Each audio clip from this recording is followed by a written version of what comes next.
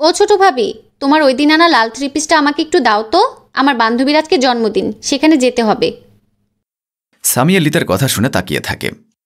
ওই দিন যে থ্রি পিস কিনে এনেছে এই ছোটখাটো ব্যাপারটাও সে লক্ষ্য করছে। আজ অব্দি কোনো একটা জিনিস এনে লতার জন্য সে শান্তি পায়নি। সামিয়ার স্বামী সবকিছু নতুন কিনে আনার পরের দিনই লিতা সেগুলো পরে বেরিয়ে যাবে। অন্যদিকে যে লিতার বড়ভাবে আনিকাও এই পাশে থাকে তা হয়তো লিতা ভুলে গেছে। ভুলেও তার ভাবের কাছ থেকে কিছু চেয়ে আনতে পারে না, অথচ তাকে নরম পেয়ে সবকিছু নিয়ে যায়। আসলে হয়েছেটা কি লিতা, আমার ভাইয়ের ম্যারেজ অ্যানিভার্সারি, কালকে ড্রেসটা পরবো আমি। তুমি না হয় অন্য একদিন পরে যেও, না হলে বড় ভাবির থেকে একটা ড্রেস নিয়ে যাও।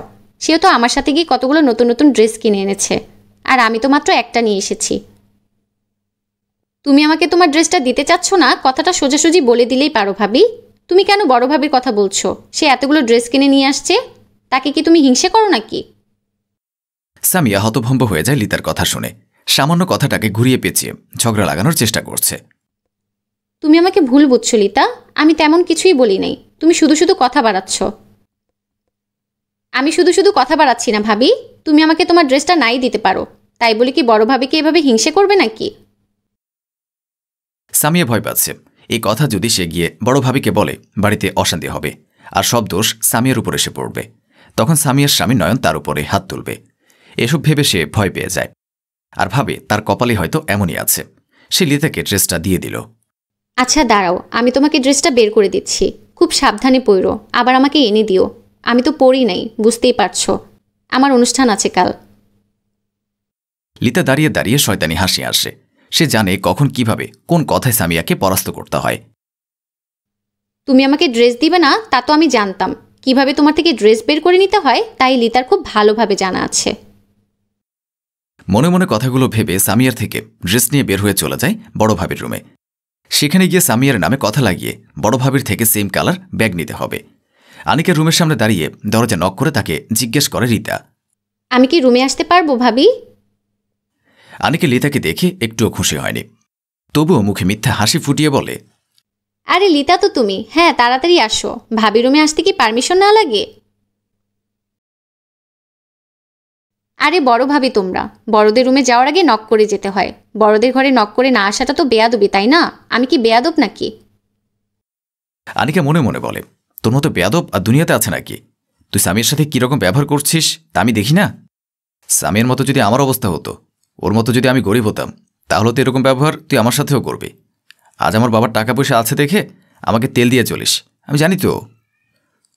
তা হবে কেন? আমাদের লিতা অনেক ভদ্র, ওর মতো আর কেউ হয় নাকি?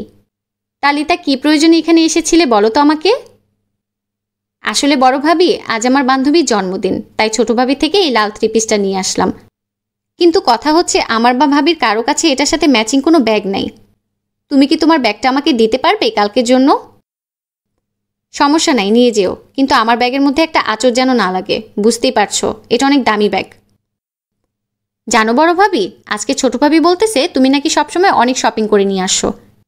তার থেকে থ্রি পিসটা চেয়েছি দেখে বলে কি তোর বড় ভাবি কত শপিং করে, তার সাথে গিয়েও নাকি অনেকগুলো জামা কাপড় কিনে এনেছো, সেখান থেকে আমাকে নিয়ে যেতে। তার মনে তোমার নামে কত হিংসে আছে সে দেখতে পাচ্ছ। সামিয়া এইসব কথা তোমাকে বলেছে? সিরিয়াসলি?